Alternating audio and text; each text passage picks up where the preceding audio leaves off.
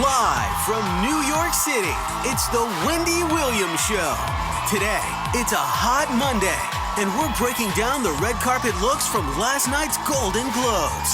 Plus, TV Guide brings their picks of the new shows you're not going to want to miss. And all of today's juiciest hot topics. Now, here's Wendy.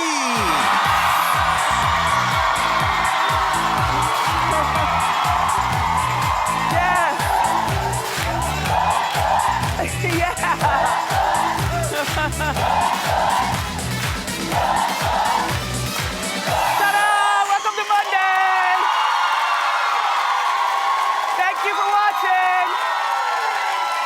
And thanks my co-host, my studio audience.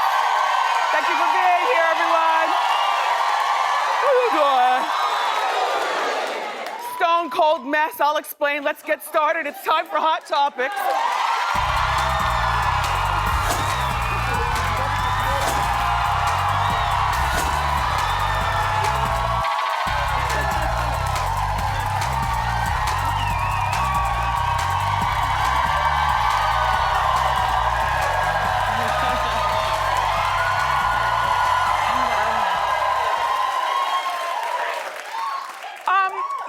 We keep it like 3 degrees here in the studio, which is my request to keep the audience awake and, to keep me alive, doing the show and everything. But it is very cold in here. Yes.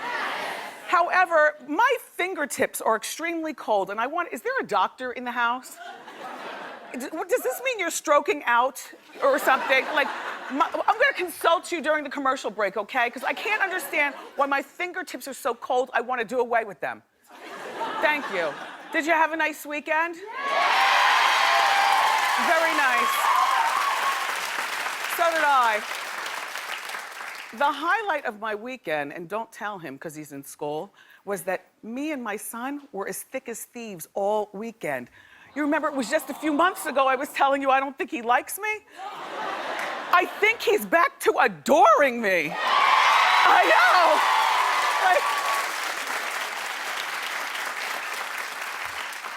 Probably because he'll want something, so I'll let you know. I'll let you know how that turns out in the next 72 hours. Anyway, did you watch the Golden Globes? They were on TV last night. I thought that Tina Fey and Amy Poehler did a great job hosting. Yeah. It helps that they're also besties in real life, so it's not like one of those fake relationships where they push them together and they say, all right, now make with the funny, you know what I mean? So this is their 3rd year hosting. They say also it's their final year hosting. Although I venture to say that's what people say when they want you to dangle a bigger paycheck. Do you know what I mean? And what I liked about them hosting is that they were equal opportunity hating on everybody, including Bill Cosby. And they were able to get away with that. Well, but the best part, people were saying, of their routine was when the 2 girls roasted George Clooney. Take a look and then we'll talk. George Clooney married Amal Alamuddin this year. Amal is a human rights lawyer who worked on the Enron case, was an advisor to Kofi Annan regarding Syria, and was selected for a 3-person UN commission investigating rules of war violations in the Gaza Strip. So tonight, her husband is getting a Lifetime Achievement Award. Very funny. Very funny. And I thought that they looked terrific on the red carpet too, George and Amal. I thought that they looked really good on the red carpet. We'll talk more about that later on, red carpet hits and misses, when our friend David Meister comes out. So that's later on in the show.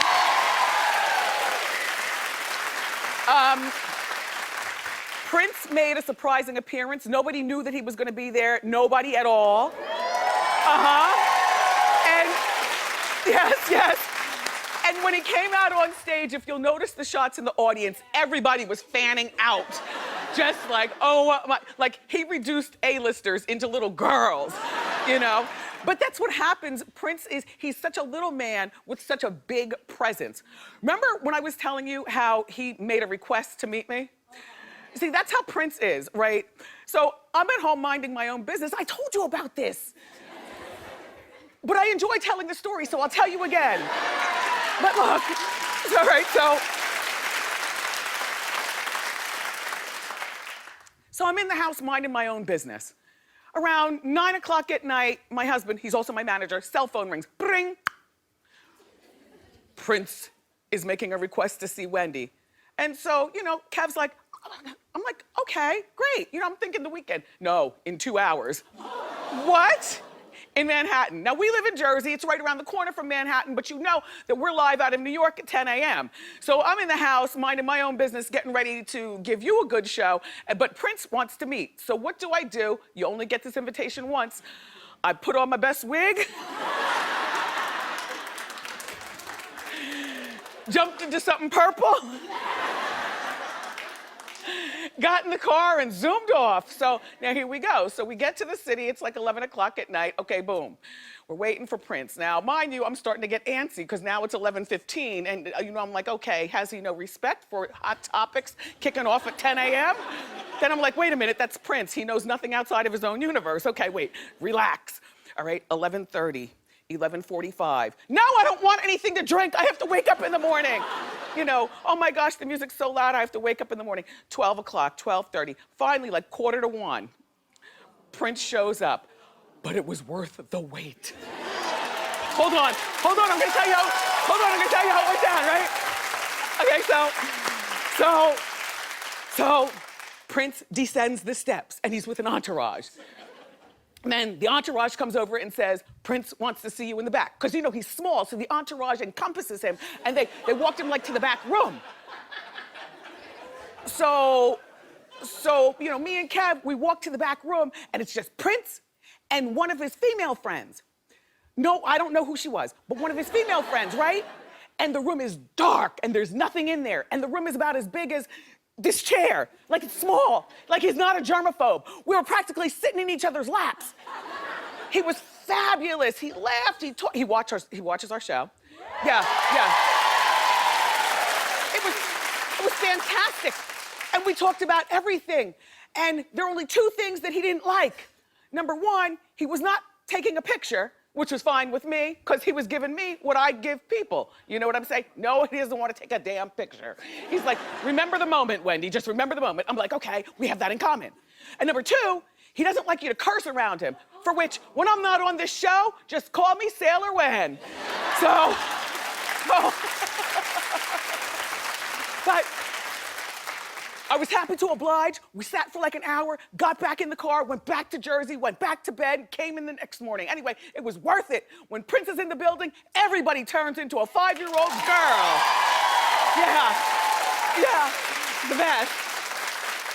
Okay, so Beyonce had you all talking all weekend. Because I didn't buy into it. She posted this picture and has everybody talking about, is this bump right here a baby bump announcing pregnancy? And I said, well, it could be announcing breast reconstructive surgery. I don't know what this is announcing, but I always did like being buried in the sand. Do you like that? I love that. Like, I just love that. Anyway, do you think she's pregnant? Clap if you do. So the majority of you did not fall for it. Do you think that she is manipulating the media like she always does?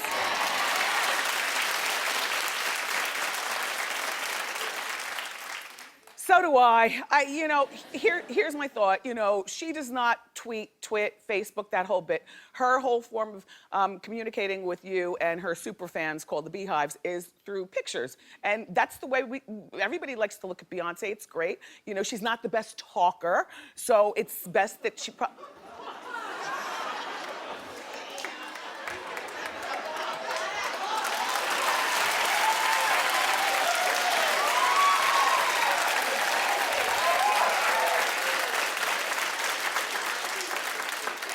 I've told you before, and I'll say it again. If you hear her talk, you're gonna need closed captioning on your TV.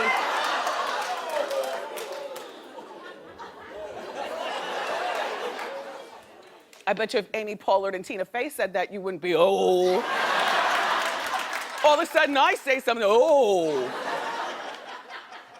Anyway, I don't know whether she's pregnant or not. If she is, congratulations. If she's not, fine. I don't feel as though she owes it to us to say that she's pregnant. But because she's got these super fans, you know, who live and have no lives outside of her, maybe she owes. Well,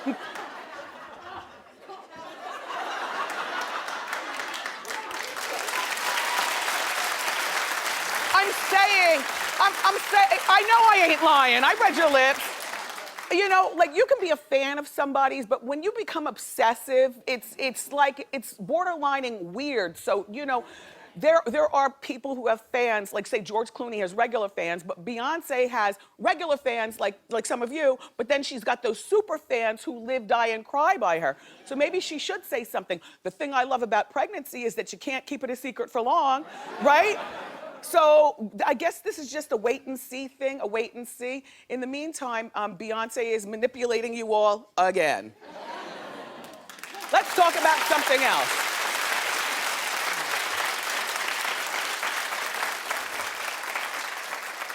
Excuse me. This was not my original plan to wear today. What happened is 5 minutes before, and here's Wendy. I get up out of the makeup chair and the zipper to the back of my original dress busted wide open. Thank God Memsor was at the ready with another black dress. So I just slipped this one on and came out here. Look, what a messy show. Listen, Bill Cosby's live shows are getting way out of control. Now look, this is his third show that he's done in Canada, and each one is met with, sure, there are alleged fans there in the audience, although I venture to say 75% of the people in the audience are people waiting to see something happen. You know what I mean? I think that there's like maybe 25% of the audience super fans, oblivious to anything, any of these allegations going on. And the other 75% are waiting to see something go down. So he was in Canada last night for his third show. Protesters stood up and disrupted his performance. Now you've got to watch this very closely, and then we're going to talk. And keep in mind, if Tina Fey and Amy Poehler talk like I'm about to talk, you'd be clapping. But because it's me talking, you can throw hot grease all day. I'm still going to give my opinion. Roll it.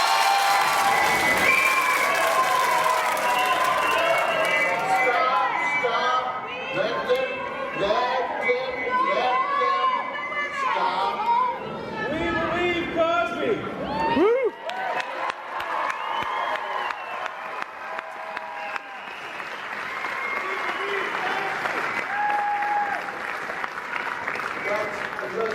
Now, here we're going to continue with our show.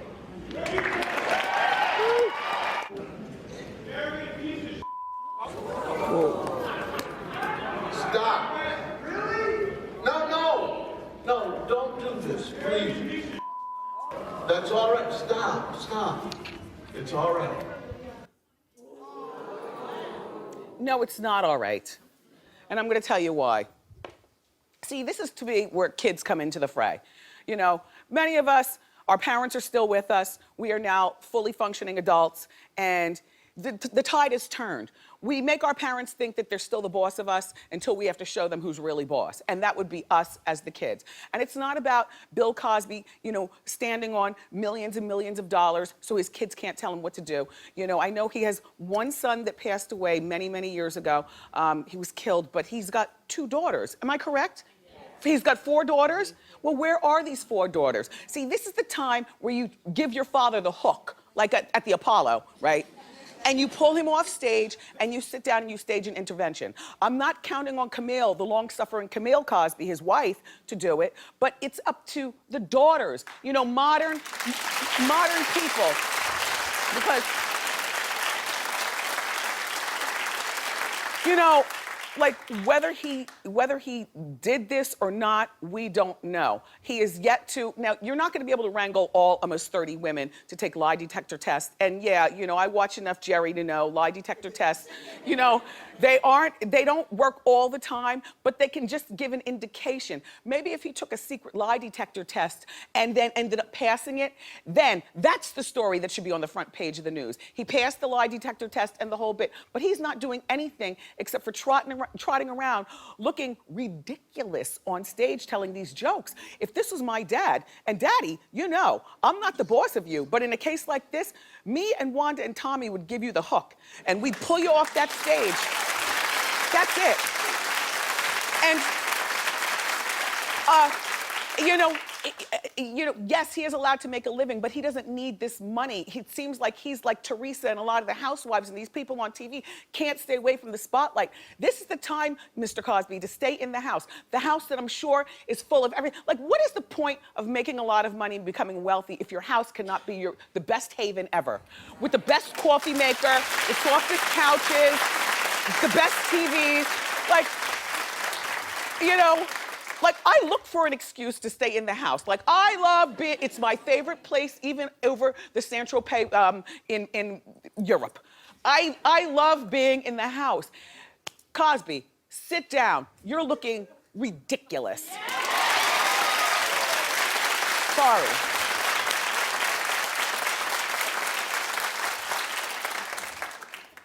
And Kim and Kanye might be getting a new neighbor. Guess who? Ray J.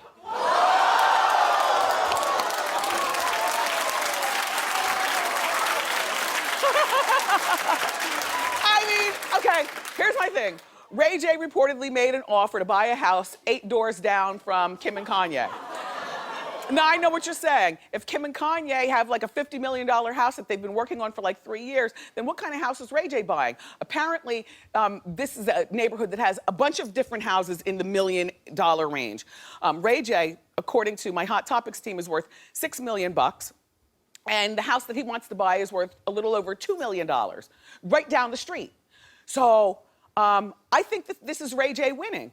I mean, Ray J let go of his dignity a long time ago. Ray J, you know I got love for Ray J and the entire Norwood family, but I'm only calling it the way I say it.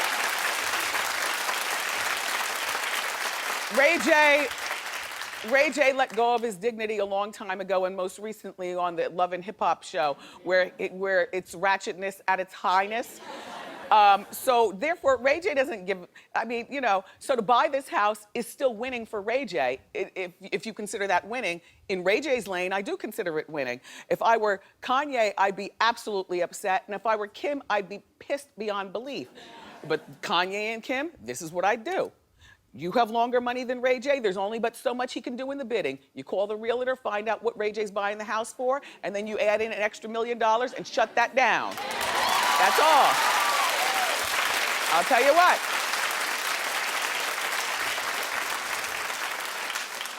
If you had an ex move on your block, wouldn't you move? Would you clap if you'd move? But okay, but isn't that like making the enemy win? Isn't that making the enemy win? See, in my opinion, I wouldn't care. It wouldn't be about winning and losing. As a matter of fact, it'd just be about peace. Because if I were Ray J, I would do donuts in front of their house in my car. Do you understand what I'm saying? I would be a constant nuisance within the confines of it being legal. Only because that's what a Ray J does at this particular, Oh, and by the way, Ray J lived in this neighborhood first. He just wanted to go back home to what he knew. So not only did he hit it first, but he lived there first.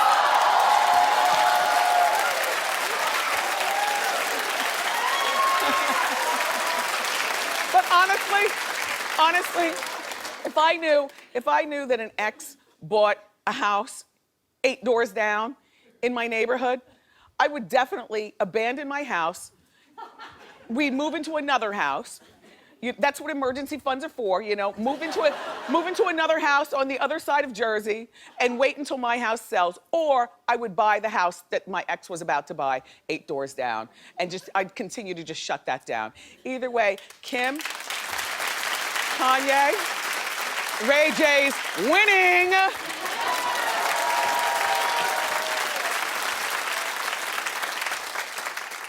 And Suzanne's secret crush, Jeff Goldblum, is about to become a dad for the first time at 62.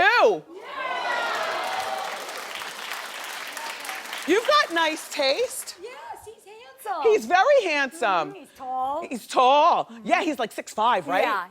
Yeah. Well, look, he's 62, and his wife, Emily, is 31. Oh. She looks a little older than 31. You know? Anyway, but that's probably what happens when a girl dates a more mature man. You know, all of a sudden you take on, this is not the first time I've seen this. You know, when a lot of times when a younger girl dates a man twice her age, she begins to look twice her age. Kind of, sort of. Anyway, listen, Emily and Jeff are expecting a baby boy this summer. And I think that this is terrific. You know, I've changed my position in terms of it being selfish when a man has a baby, you know, so much, you know, later on in life. Only because, you know, if we take our echinacea and we do our push-ups, then we're living to be like 98 and 100 years old these days. Do you know what I mean? So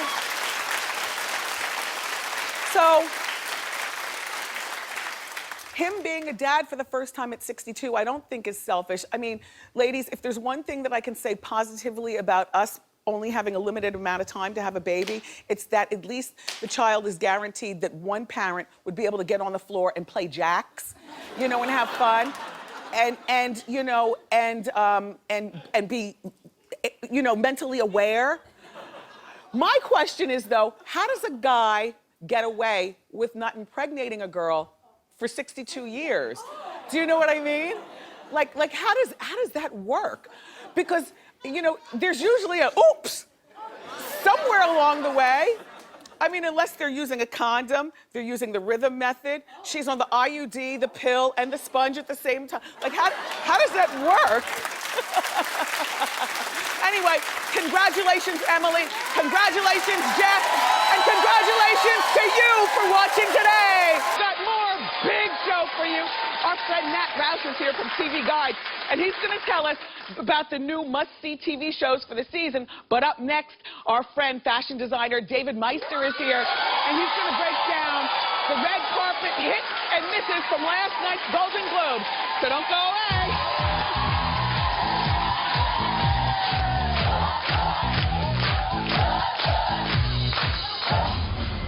They're fired, but that's okay. On an all-new Wendy, we've got the latest eliminated Celebrity Apprentice, and from the hit comedy The Middle. I have a very strong opinion about that. We like strong opinions here. Patricia Heaton talks Hot Topics. Tomorrow on an all-new Wendy.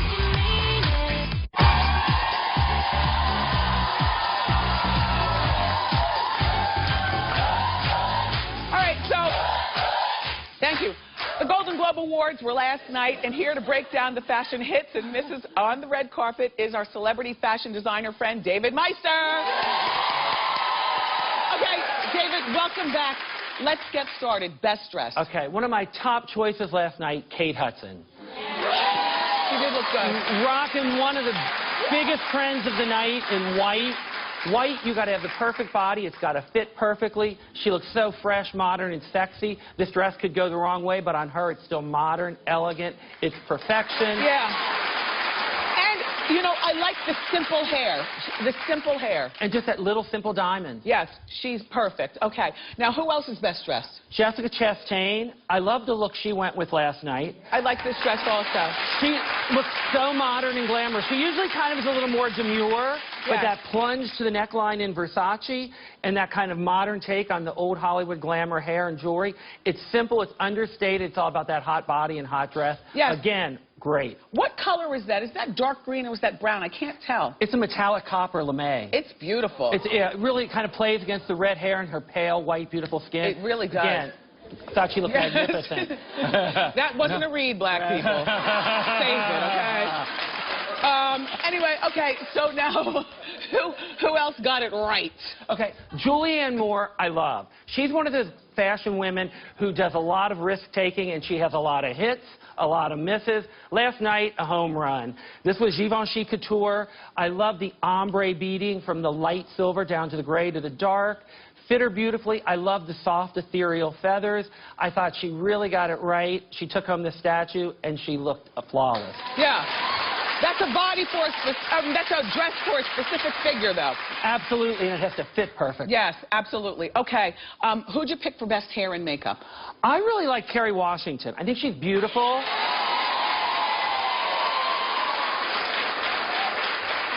what I liked about her hair is it's modern. It's still pulled back sort of in a messy chignon, but it's still fresh and modern and not done looking. Love her dewy makeup, but it's still dramatic. But this is one of those cases where from the neck up, flawless girl. Yes. From the neck down, it's like, what the hell were you thinking? Now, who is this that she's wearing? What is going on? Mary Cantranzu. Okay.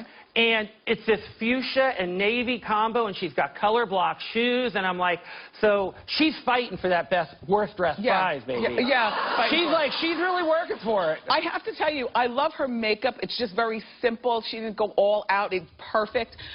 The hair looks like she's about to get in the shower. And I don't mean that in a bad way, but you know how before you put your shower cap on, your hair looks like that? But beautiful and talented nevertheless. All right, now, who did you pick? Who did you pick for best dressed couple? Well, for me, the couple everyone has been waiting to see together is the new royalty. It's Amal and George. And, you know, they looked amazing on the carpet. I thought they looked nice also. Stunning, impeccable. You know, he's in his Armani tux that he actually wore to his wedding. Yes. So talk about recycling. Yes. We love that. You know, just to see the picture, the gloves weren't really my favorite thing. But to see them in motion, I don't mind the white gloves. I thought she looked flawless in her black Dior. Loved the flowing scarf.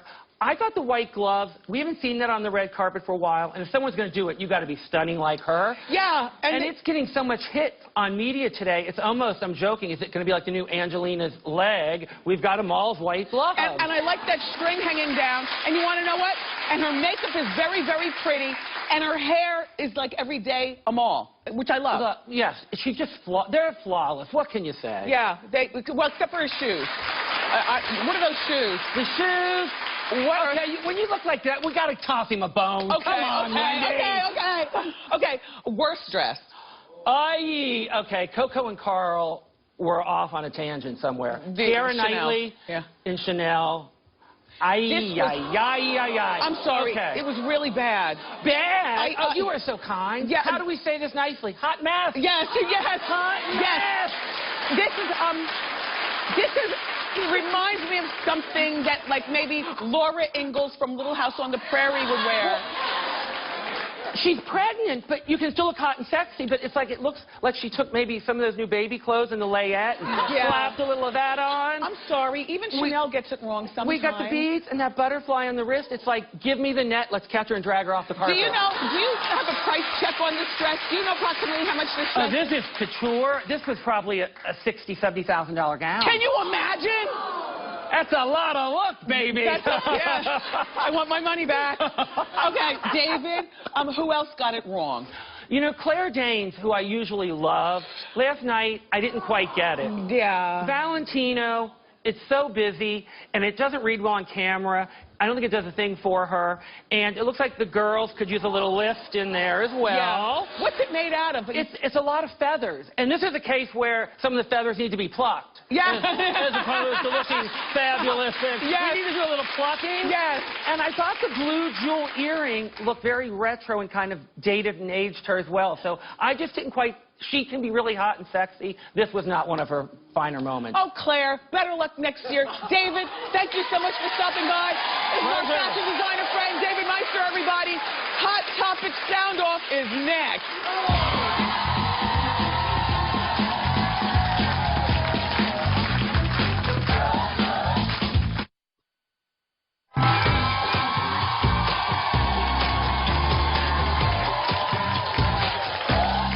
Welcome back. Okay, it's time for Hot Topic Sound Off. Who are you? Hi, Wendy. I'm Gabriella. How you doing? How you doing, Gabriella? I want to sound off on Beyonce. Okay.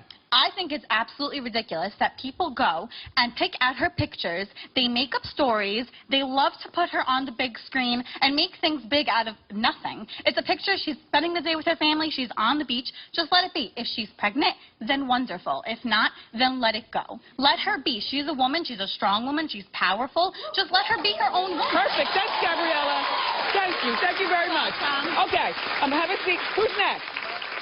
How you doing? Hi, Wendy. I'm Cassie. How you doing? Hi, Cassie. I want to sound off on the Ray J. I think he looks crazy. I mean, come on. Love and Hip Hop just ended. He looks crazy on that show. He looks crazy now. You don't need to move in there. But he might as well just go with the crazy. I got to disagree with you. Okay. No, come on, let's debate. He looks crazy. I mean, you can live anywhere. You have to live there. He wants to pop off, and he wants to cop off of their attention, and it doesn't work. He looks crazy. Yes, but it's working for him. I don't think that he's still crushing on her. I think that he just wants the attention. Yeah, but it's not good attention. You look crazy. Yeah, but neither was Love and Hip Hop good attention. He might as well go with that. I guess so, but yeah. I don't know, Wendy. He does look crazy. He needs to keep it moving. Crazy's good for our business, though. Thank you. Thank you very much.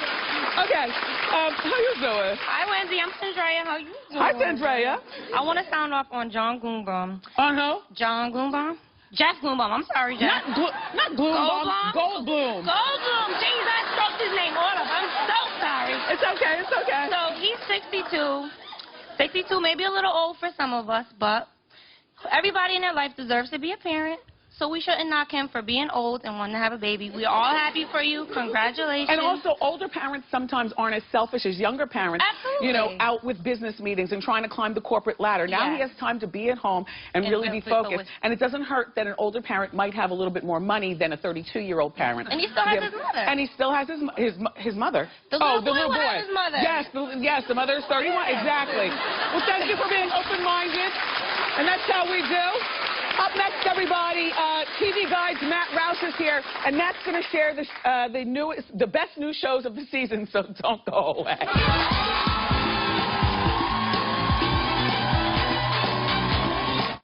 All new, Whitney, the movie we're all waiting for. And we've got the director, the amazing Angela Bassett. I will always love her. And celebrity trainer Jillian Michaels on how to actually keep our resolutions. Kick, Wendy, for God's sake! Wednesday on an all-new Wendy.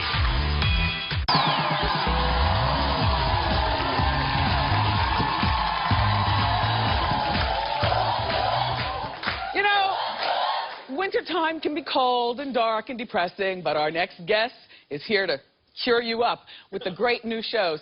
Talking about the season's hottest new shows on TV, say hello to TV Guide senior critic, our friend Matt Roush. Matt! Your predictions are always so great, so tell us what we need to be watching new this season. Well, you know, TV is so exhausting. There's so much TV now. You know, Netflix is TV and Amazon is TV, but network TV has already got a new hit show for the new year. Premiered last Wednesday. I've seen this week's episode. It's awesome. New show Empire on the Fox channel. Yes, it is great. It is the hip-hop dynasty. Yes. And you know, and it's got the TV Diva of the Year, present company excluded, but nonetheless, Taraji P. Henson. She's a star. She is a superstar. Yes. And she is playing Cookie, the ex-con wife of the record mogul, played by Terrence Howard. But she comes out of jail after 17 years. She went to jail for all the money that started the company, and she wants what's hers. And there's a power struggle among all the sons about who's going to take over the company. But Cookie rules. She's doing for furs and leopard print what Joan Collins did for shoulder pads back in the day. Yes. And she is awesome. Yeah. So Empire airs, everybody, Wednesday nights at 9 on Fox. Matt, what's next? Well, what's next is the critics' pick here. This is a show that is the most highly anticipated show of the winter. Better Call Saul on AMC. You haven't heard about it, but you remember Breaking Bad?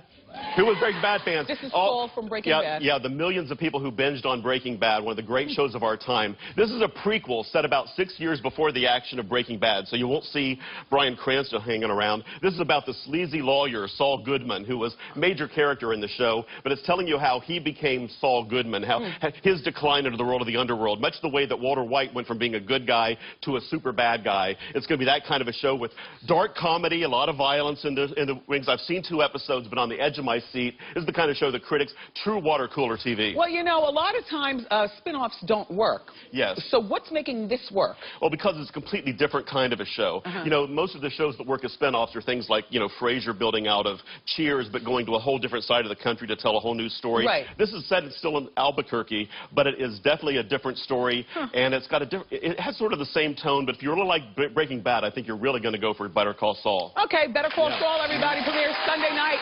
February 8th at 10 o'clock on AMC. What's next, Matt? Okay, what's next is a sitcom that we're seeing, sort of the new Blackish. This is called... I can't wait for this. I know, Fresh Off the Boat. Fresh Off the Boat is a sitcom on ABC, and it's about an Asian-American family that moves in the 90s from D.C. to suburban Orlando. They are fish out of water, and the boy is told through the eyes of an 11-year-old boy who considers himself the next gangsta. He loves rap videos, and it's all set in the 90s. It's really funny. These kids really, and the whole family just doesn't know what to make of this whole Orlando scene. And she's the tiger mama, and the kid is really funny. And again, like Blackish, it sends up stereotypes, and at the same time it celebrates ethnic diversity. So much diversity on TV this year, between things like How to Get Away with Murder and this. So it's a big plus. And if you like Blackish, I think you're really going to want to check out Fresh Off the Boat. I love Blackish, and I'm going to be checking out Fresh Off the Boat. It premieres Tuesday night, February 10th at 8 o'clock on ABC. Okay, so what's next, Matt? What's next is one of the juicy shows now. If you like the primetime soap sort of thing like Empire, E-Channel. E-Channel is doing its first scripted series. Going to come on in March. It's called The Royals. And The Royals is about a fake British royal family, and this queen is an ice queen. The Queen of England, what does she have in her handbag? Probably a gun. I mean, I swear to God, she is, and it's Elizabeth Hurley. Okay. And she is the sexy Queen of England. Her daughter, the princess, is a slut who's caught on the tabloids, not wearing panties. Okay. The heir of the throne has died, and so the spare heir, the younger son, he's dating a commoner. The queen does not approve. The king wants to disband the royalty. The queen does not approve. And of course, the queen does not approve of the slutty princess. And so the king of England, he absolutely wants to get rid of the monarchy altogether. So it's a really juicy primetime soap. So now wait, this is taking place in modern times? It is a modern time, but it's reinventing the royal family. It's a whole new modern family. Is there a laugh track? No, it's a drama. You can provide the laugh track. Oh, I love that. But it's really a juicy soap opera about a fake royal family, but she is the Queen of England. All right. And a much younger family. First scripted show on E, and The Royals premieres Sunday night, March 15th at 10 p.m. on E. Pretty juicy. Pretty juicy. We're all looking forward to the Whitney Houston Lifetime movie. Have you seen it? I have seen it. It airs on Saturday night. What's interesting about it, Angela Bassett, who knows her way around playing pop divas, she directs this film, and Yaya DaCosta, who was a finalist on America's Next Top Model, does a really good job playing the young Whitney. But really, this movie isn't about the whole life of Whitney. It's focused on, it basically should be called Whitney Loves Bobby, because it's really the love story of her and Bobby Brown. And for all those people out there, and you know there were some of those people who said, what did she ever see in him? This movie tells you. I got my sneak peek, and yes, it does. Yes, I agree. They have some hot nights together. I definitely agree. Okay, so Whitney, everybody, premieres Saturday night, 8 p.m. on Lifetime. Angela Bassett will be here a little bit later on this week. But before you go, Matt, is there anything else that we should be looking out for? Yeah, there's something coming up quite soon. And actually, we're doing a story about it in this week's episode, this week's issue of TV Guide magazine. And guess what? The Wendy Williams Show is about to have its 1000th episode on January 30. Look at that. Thank you, Matt Roush, for being here. Everybody, you make sure that you pick up the latest issue of TV Guide. It's on newsstands now. Ask Wendy is next.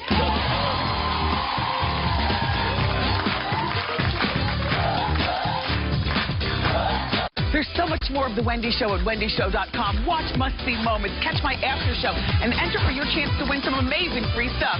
Check out wendyshow.com today.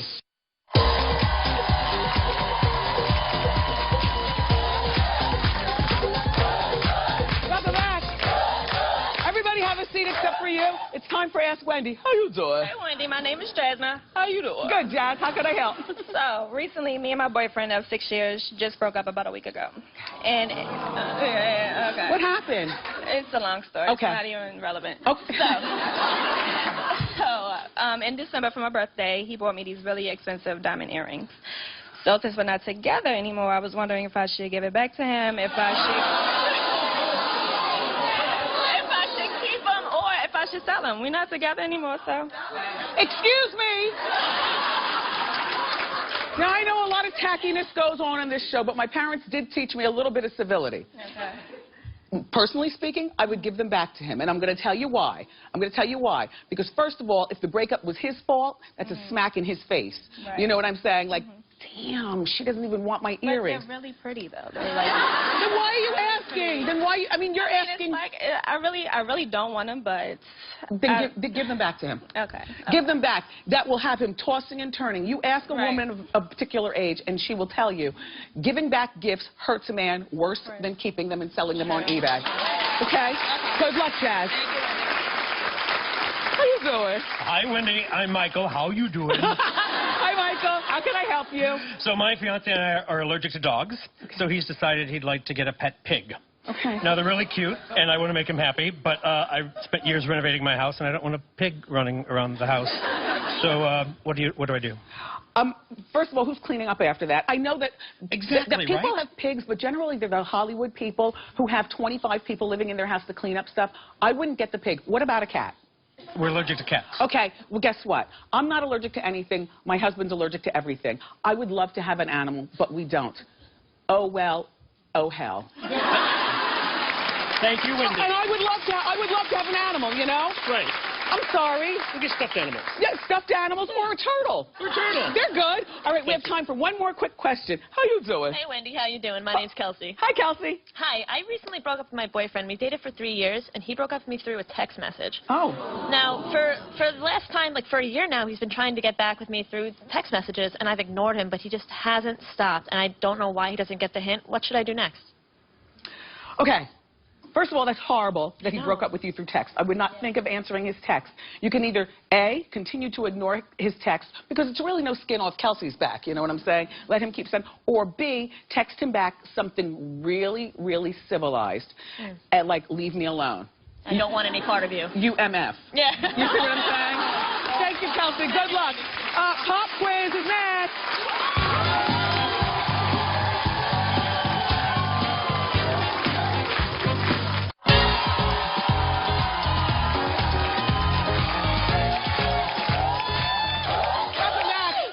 It's time for Pop Quiz, where I test an audience member on today's hot topics. Let's meet our player. Hello. How you doing? How you doing, Wendy?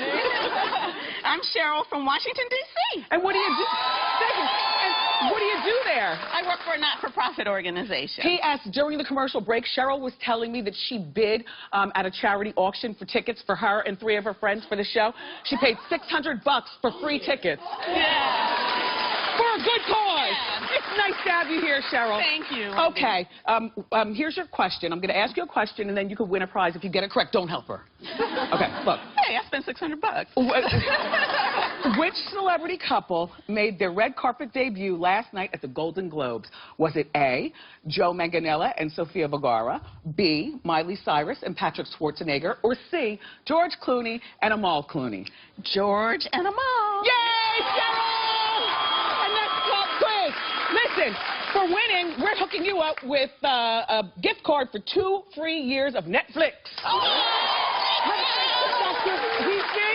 Everybody, and we'll be right back. Good job, Cheryl.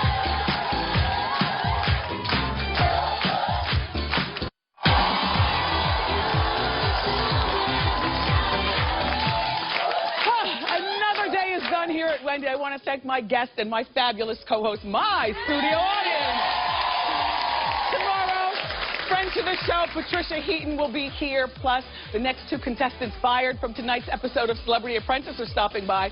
I love you for watching today, and I'll see you next time on Wendy. Bye.